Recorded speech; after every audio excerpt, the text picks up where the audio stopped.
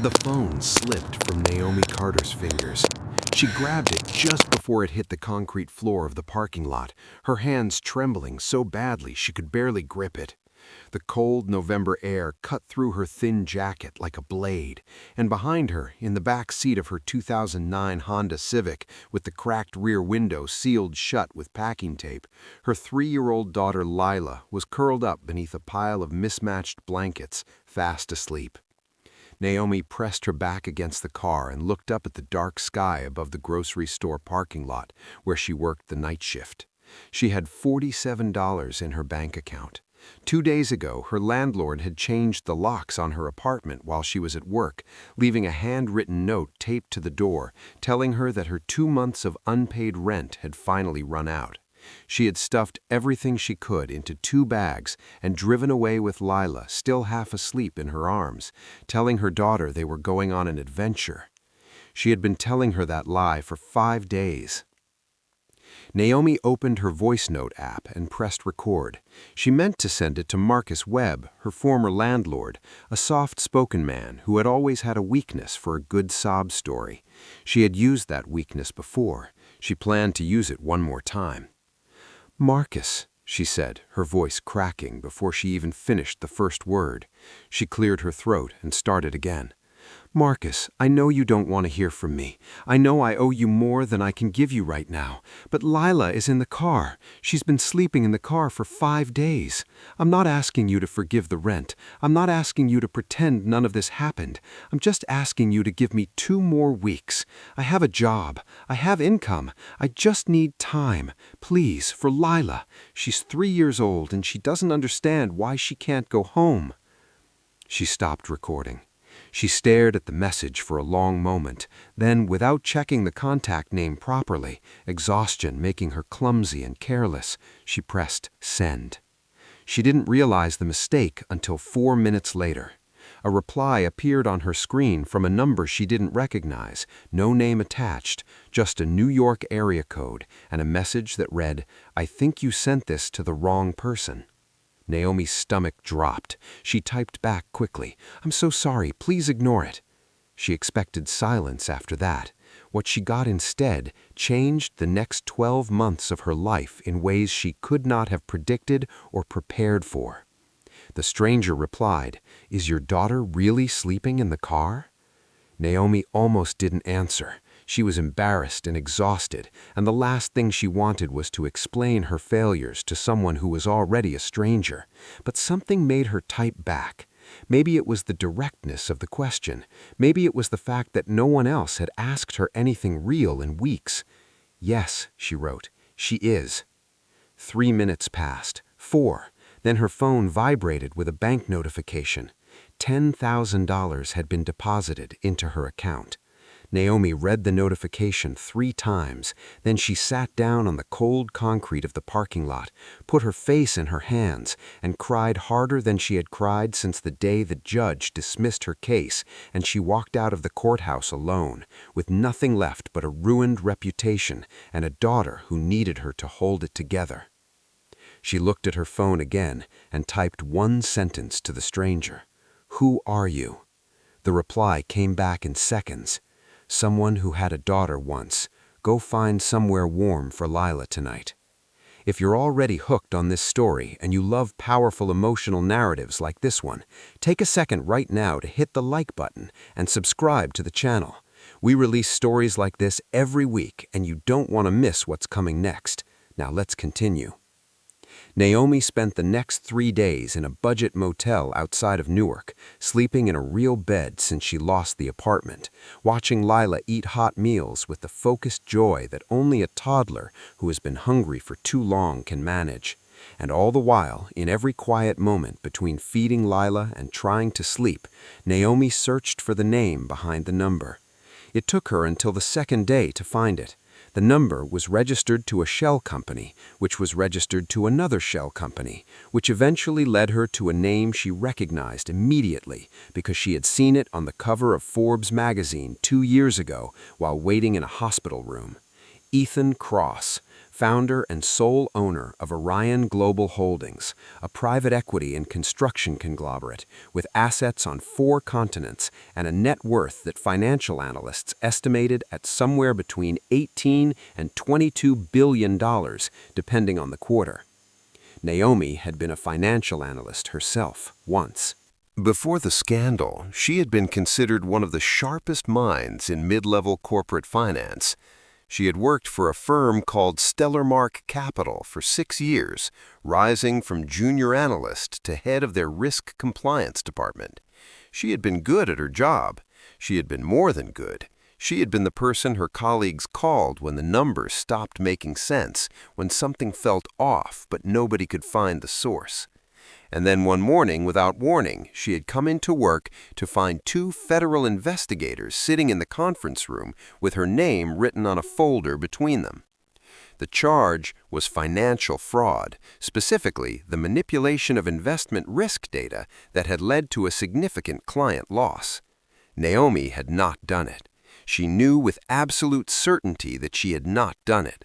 But someone at Stellarmark had, and someone at Stellarmark had done a very clean job of making the trail lead to her desk and her login credentials and her digital signature. The case was eventually dismissed due to insufficient evidence, but the dismissal had come 18 months after the initial charge, and in those 18 months, Naomi had watched her career dissolve, her savings drain into legal fees, her fiancé leave without much explanation, and her reputation reduced to something people whispered about at industry conferences. She had been left with Lila, a car, and a job mopping floors. On the 3rd morning in the motel, she typed a message to the number she now knew belonged to one of the richest men in North America. "I know who you are," she wrote. "I'm not sure why you helped me, but I want you to know I intend to pay you back." The reply came 30 minutes later. "I don't need the money back. I looked into your case. I think you were set up. I want to talk." Naomi stared at the message. Then she typed, "Why would you look into my case?" "Because the fraud pattern in the Stellarmark incident is very similar to something I've been trying to find inside my own company for the past 8 months, and I couldn't find the right person to help me look." Naomi read the message twice. Then she read it a 3rd time. Outside the motel window, Lila was standing on the bed in her socks, singing a song she had made up about a yellow dog with no name, completely unaware that her mother was sitting 3 feet away on the edge of a decision that would rewrite both of their lives. "When do you want to talk?" Naomi typed. "Tomorrow, in person, New York." The meeting took place in a private conference room on the 41st floor of a building in Midtown Manhattan that Naomi did not know was owned by Orion Global until she stepped out of the elevator and saw the company logo etched into the frosted glass of the reception area. A woman named Harriet, warm and professionally efficient, met her at the elevator and took her directly to the room without making any comment about the fact that Naomi was carrying Lila on her hip with a diaper bag over her shoulder. Ethan Cross was already in the room when she arrived. He was taller than she expected, lean in the way of someone who had been through something physically difficult and come out the other side, still carrying the weight of it. He was wearing a dark blue shirt with no tie, and he looked at Naomi with the kind of direct attention that made her feel simultaneously seen and evaluated. He did not smile when she entered, but his expression was not unkind. "You brought your daughter?" Naomi replied, holding Ethan's gaze. "If that's a problem, tell me now." Something shifted in his expression. "It's not a problem. Harriet will set something up." Within 10 minutes, Harriet had reappeared with a rolling cart stacked with coloring books, building blocks, and a small stuffed elephant that Lila immediately named Gerald and refused to put down for the rest of the day. Naomi sat down across from Ethan Cross and opened the notepad she had brought from the motel. "Tell me what you found," she said. Ethan looked at her for a moment before he spoke. 8 months ago, one of my internal auditors flagged a pattern in our vendor payment system. Small outgoing transactions, irregular timing, the kind of movement that doesn't set off automatic alerts because individually each payment is below the reporting threshold. But when you map them over time, they form a pattern. A bleed pattern, Naomi said immediately. Ethan stopped. You know the term. It's how the Stellar Mark fraud was structured, Naomi said quietly. Whoever did this to you was trained in the same method that was used against me, or they are the same person. The room went very still. If you want to know who is behind this and how Naomi uncovers the truth, stay with the story. And if you haven't subscribed yet, do it right now. Tap that subscribe button because what comes next is where this story gets dark in ways nobody saw coming. Ethan slid a hard drive across the table. Everything we have is on here. 14 months of internal financial records. I've had 3 different analysts look at it. None of them found the pattern source. Naomi picked up the drive. Give me a week. You can have whatever you need. Office space, staff, access to any department. And while you're working, Lila stays here. Naomi looked up at him. Here? We have an unused suite on the 28th floor. I had it converted this morning. This morning? Naomi repeated. You had it converted before I even agreed to come? I assumed you'd say yes. And for the first time, the corner of his mouth moved. Not quite a smile, but close. Naomi told herself it meant nothing. She was there to work. She was there because someone had destroyed her life, and she was beginning to believe that the same someone was now inside this man's company, doing it again. She was not there for anything else. She was not entirely convincing, even to herself. The suite on the 28th floor had been transformed with a speed that made Naomi suspect Ethan Cross could rearrange the world if he decided something needed to be different. There was a crib set up beside a window that looked out over Midtown, a small bookshelf already filled with picture books, and a rocking chair in the corner that looked like it had been chosen by someone who actually knew what tired parents needed. Leela walked in, turned a slow circle with Gerald the elephant clutched to her chest, and said, "We live here now?" Naomi crouched down and held her daughter's face in both hands. "For a little while," she said. "Is that okay?" Leela considered this with the immense seriousness of a 3-year-old making a major life decision. Then she nodded. "Gerald likes it," she said. Naomi laughed for the first time in longer than she could remember. The office Naomi was given was 2 floors up from the suite, a glass-walled room with a view of the city and a desk that was longer than the back seat of her car. She spent the first day organizing the data from the hard drive, building a map of the vendor payment system the way she used to build them at Stellar Mark, starting from the edges and working inward toward the source. By the end of the second day, she had identified 9 separate vendor accounts that shared a coding anomaly so subtle it was almost invisible. By the end of the third day, she had traced the anomaly to a single authorization point. All 9 irregular accounts had been approved by the same internal user. She called Ethan from the office at 11 o'clock on Thursday night. He answered on the second ring, and from the sound of his voice, she could tell he had not been asleep. "I found the source," she said. Silence for a moment. "Who?" "I need 1 more day to build the full documentation," she said. "I'm not going to tell you a name until I can hand you proof that will hold up under legal scrutiny.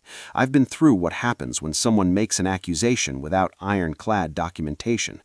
I won't do that to someone else, even if they deserve it." Another silence. "You're protecting someone you haven't even named yet?" "I'm protecting the process," Naomi said. "There's a difference." She heard him exhale slowly. "1 more day," he said. "And Naomi?" "Yes?" "Whatever you find, I want you to know it doesn't change what I think happened to you at Stellar Mark. Someone framed you. I believed that before you started working on this, and I believe it more now. Whatever you uncover in this building, you have my full support." Naomi was quiet for a moment. "Why did you really help me?" she asked. "That night. You didn't know anything about my case then. You just sent $10,000 to a stranger who sent you the wrong voice note. Why?" Ethan was quieter than she expected. "My daughter's name was Sophie," he said finally. "She died 4 years ago. She was 2, and I remember what it felt like to be unable to protect her from something I couldn't control. When you said Leela was sleeping in the car, He stopped. I didn't want another father somewhere to hear that story and feel what I still feel. Naomi pressed her hand flat against the desk and kept her voice steady. I'm sorry about Sophie. I know, he said simply. Good night, Naomi. She sat in the quiet office for a long time after the call ended, the city lights moving below her, thinking about grief and money and the strange architecture of how people find each other. Have you ever received unexpected kindness from a stranger at your lowest point? Drop your story in the comments below. I genuinely read every single one, and some of the things you share are more powerful than any story I could write. And if you're watching this without having liked the video yet, please take a second and do that now. It helps this channel grow more than you know. The next morning, Naomi arrived at the office before 6 a.m., and by noon she had built a documentation package so thorough and so clean that she felt the familiar satisfaction of work done exactly right, the kind of work that reminded her of who she had been before all of it fell apart. At 1:15, she called Ethan. I'm ready, she said. The name is Daniel Mercer. The silence that followed was the longest she had heard from him. Daniel? Ethan said, not a question, more like a man quietly absorbing the collapse of something he had built over many years. Daniel Mercer was Orion Global's chief financial officer. He had been with the company for 11 years. He had been one of 3 people present at the founding of the company's financial architecture. Ethan and he had attended the same university. He gave the speech at the company's 10-year anniversary gala 18 months ago, standing at a podium with his hand on Ethan's shoulder, talking about trust and loyalty and the meaning of building something together. The documentation is complete, Naomi said carefully. $312 million over 14 months. The transactions were structured to look like routine vendor payments to legitimate-seeming companies, but the companies don't exist. They're shells registered in jurisdictions with minimal oversight. The money was moved through 4 layers before landing in 2 accounts that I can prove are controlled by Mercer through a series of nominee arrangements. 300 million? Ethan said quietly. And 12, Naomi said. I want to be precise. For a moment, she thought she heard something that might have been a short, involuntary sound, almost a laugh, though nothing about the situation was funny. It was the sound of a man recognizing a particular kind of person for the first time. When can you present this? He asked. Whenever you're ready, she said. Tomorrow morning, full board meeting. I want everyone in the room. The boardroom on the 44th floor of Orion Global's headquarters had a long obsidian table that reflected the faces of the 12 people seated around it like a dark mirror. Naomi stood at one end with a presentation open on the main screen, wearing a charcoal blazer she had bought that morning with money that still felt slightly unreal to her. And she looked at the assembled executives of one of the largest private companies in North America and thought about how many times in the past 2 years she had been the person in the room who was not supposed to be there. Daniel Mercer was seated 4 chairs to the left of Ethan. He was a broad-shouldered man in his early 50s with silver-threaded hair and the relaxed bearing of someone who had spent a long time being confident that he was the smartest person in most rooms. When Naomi had been introduced to him briefly the day before, he had shaken her hand with the particular warmth of someone who does not consider you a threat. He was not displaying that warmth now. As Naomi walked through the first section of the documentation, she watched his expression change with the precision of a woman who had spent years reading financial patterns and understood that human behavior followed patterns too. First came the careful stillness of someone deciding how to respond. Then came the slight forward lean of someone calculating whether there was a way out. Then came the shift, the moment when he clearly decided that the best defense was an offense. Mr. Cross, Mercer said, interrupting Naomi mid-sentence with the smooth authority of a man who had been interrupting people in boardrooms for decades. With respect, I think we need to pause and ask who exactly this woman is and why she has been given access to our internal financial records. Every head at the table turned toward Ethan. Ethan did not turn toward Mercer. He kept his eyes on the screen. Continue, Naomi, he said. Mercer's jaw tightened slightly. Ethan, I have to say this is highly irregular. This person has no formal role in this company. She has a dismissed fraud charge in her background. Giving her access to sensitive financial data is Ethan. Ethan's voice was quiet and completely flat. If you speak again before she finishes, I will have you escorted from this room. The boardroom went silent in the particular way that rooms go silent when a very powerful person says something they absolutely mean. Naomi continued. She walked through each of the 9 vendor accounts. She showed the authorization chain. She showed the shell company registrations and the financial movement through the 4-layer structure. She presented the 2 end accounts, the documentation linking those accounts to Mercer's nominee arrangements, and then she put up the final slide, a timeline showing that the fraud had begun exactly 3 weeks after a regulatory review had cleared Orion Global's accounting systems. A window that only someone who knew the exact timing of that review could have exploited. Only 4 people had known that timing in advance. Mercer was one of them. When she finished, the room was so quiet she could hear the ventilation system above the ceiling. Then Mercer stood up. "This is fabricated," he said. His voice was controlled, but something underneath it had shifted. "Every piece of this has been constructed by a woman who needed to justify the access she was given. This is not analysis. This is a story designed to pay back a favor." "Sit down, Daniel." The company's general counsel from the far end of the table, a woman named Priya Sharna, who had been quietly tapping notes into her tablet throughout the entire presentation, and whose expression now conveyed something significantly colder than her usual professional neutrality. "I will not sit down," Mercer said. "Ethan, think about what you're doing. We built this company together. 11 years. You're going to take the word of someone you met 2 weeks ago over... I'm going to take the evidence, and the evidence was built by someone who has no reason to lie and every reason to be precise." He looked at Mercer then for the first time since the presentation began, and Naomi, watching from the end of the table, saw something in Ethan's expression that she recognized. It was the look of a man who had already grieved this before he walked into the room. "Security will escort you out of the building. Your access has already been revoked. Priya Sharma will be in contact with your legal representation."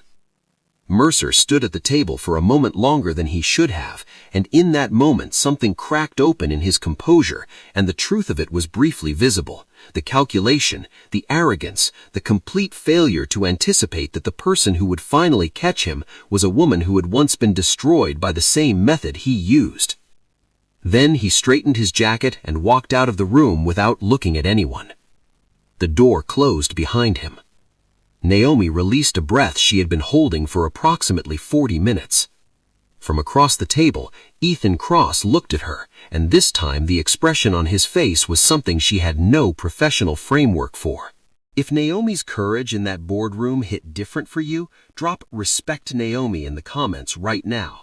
And if you're not subscribed yet, please do it before the next section, because the ending of this story is the part that people remember longest.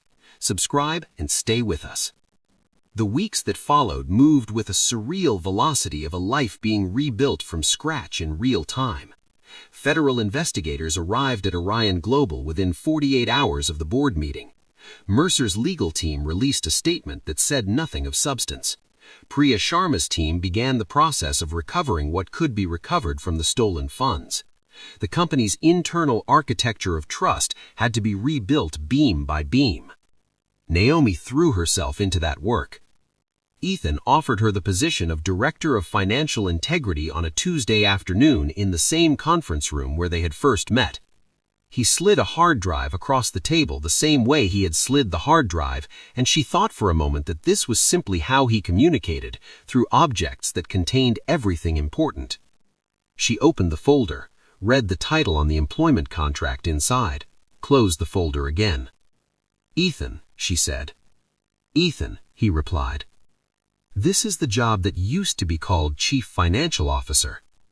It's a different role, it has more authority and better oversight mechanisms and a different name. And a different salary." She had already read the number in the top right corner of the first page. "The salary reflects the value of the work," he said simply. She looked at him across the table. Outside, through the floor-to-ceiling windows, New York was doing what New York always did, producing noise and light and movement in quantities that made individual human lives seem small from a distance, though she knew from experience that they were not. "I'll take it," she said. 3 months later, on a Saturday morning when the Orion Global offices were quiet and Lila was in the 28th floor suite building an elaborate structure out of foam blocks with a focused architectural commitment that Naomi privately thought she had inherited, Naomi sat in her office reviewing the new vendor oversight protocols she had designed and felt something she had almost forgotten how to feel. She felt stable. Not happy in a simple or uncomplicated way, not healed from everything. The stellar mark wound was still there, would probably always be there in some form, and there were still questions about who exactly had framed her that her documentation of Mercer's fraud had raised rather than answered. The method was too similar to be coincidence, and she had begun, quietly and carefully, to build a secondary investigation into whether the two events were connected. But beneath all of that, for the first time in more years than she wanted to count, the ground felt solid under her feet. She was still at her desk at 7 in the evening when Ethan knocked on the glass door of her office, and she looked up to find him standing there with his jacket over his arm and an expression she had learned to read over the previous 3 months as his version of uncertain. "You're still here," he said. "I'm always still here," she said. "It's becoming a personality trait." He came in and sat in the chair across from her desk without being invited, which was also a thing he had started doing over the previous weeks, arriving at her office in the early evening and sitting down and talking to her about things that had nothing to do with work, about the company when it was starting out, about the years before Sophie, about the months after Sophie when he had stopped taking meetings and stopped sleeping and sat in his apartment for 6 weeks reading books about grief that didn't help and not reading books that did. She had started talking back about Lila's father who had left 3 weeks after the federal investigators arrived, about what it felt like to sit in a courtroom and listen to people argue about whether you were the kind of person who would do something you had not done, about the night in the parking lot before the voice note when she had sat beside her car and thought about all the doors that had closed and wondered, with a specificity she did not like to remember, how many more she had the strength to keep trying to open. "I got a call from the federal team this afternoon," Ethan said, leaning back in the chair and looking at the ceiling in the way he did when he was organizing something before he said it. "They've linked 2 of Mercer's shell companies to a financial consulting firm that operated out of Boston between 8 and 12 years ago." Naomi's hands went still on her keyboard. "What was the firm called?" she asked. "Graypoint Advisory," Ethan said. The name landed in the room like a stone into still water. Naomi pushed back from her desk and stood up. She walked to the window and looked out at the city for a long moment, both hands flat on the glass. "Graypoint Advisory," she said quietly, "provided risk modeling tools to Stellar Mark Capital from 9 years ago until 18 months before I was investigated." She paused.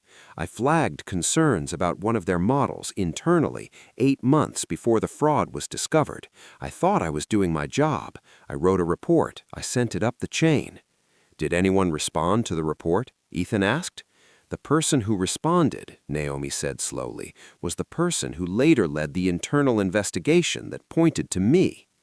Ethan was quiet for a long moment. Then he said, "Naomi." "I know," she said. "We need to hand this to the federal team." "I know," she said again. She turned from the window and looked at him across the office.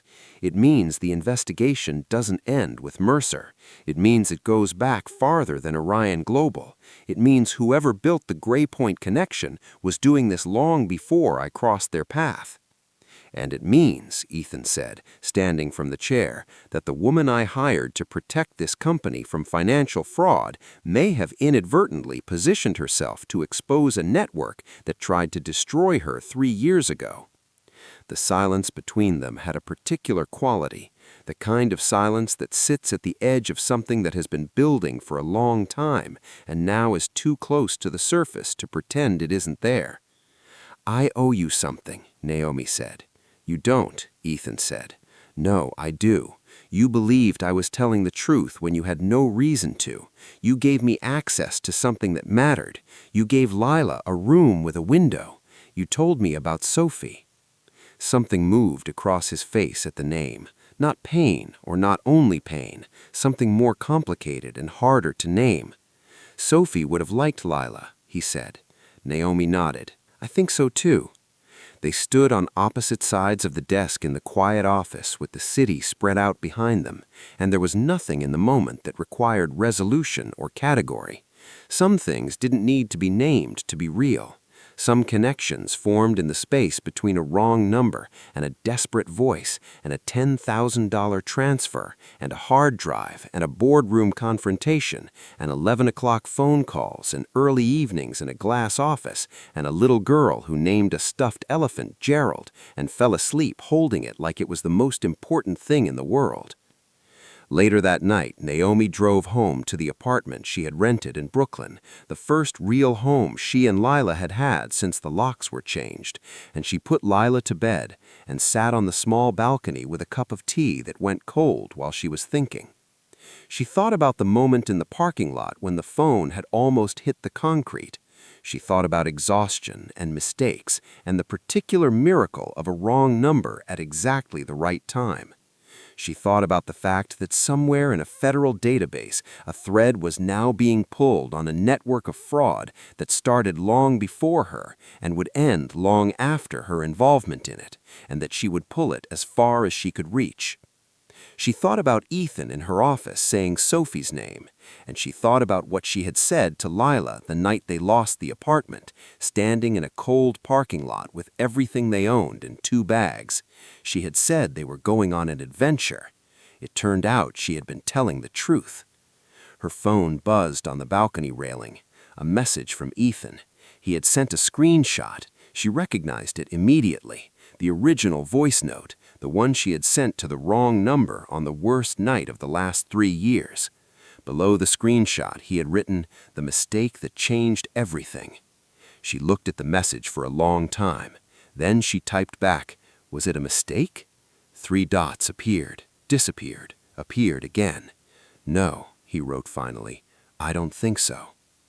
Naomi Carter, former financial analyst, former fraud suspect, former woman living in a car in a New Jersey parking lot with a 3-year-old daughter and $47 to her name, set her cold tea down and looked up at the Brooklyn sky and smiled.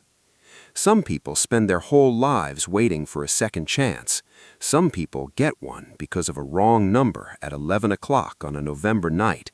And some people, when they get it, hold on to it with everything they have and build something out of it that is stronger and more real than everything that came before. Naomi Carter was that kind of person, and she was only just getting started.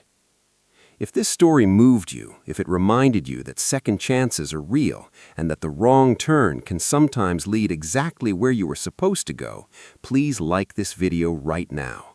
Share it with someone who needs to hear a story like this today. And if you haven't subscribed yet, do it now because the next story on this channel is already being written, and I promise you it will be worth the wait. Drop in the comments, do you think Naomi and Ethan's connection was fate, or was it just a lucky accident? I want to know what you think. I'll see you in the next one.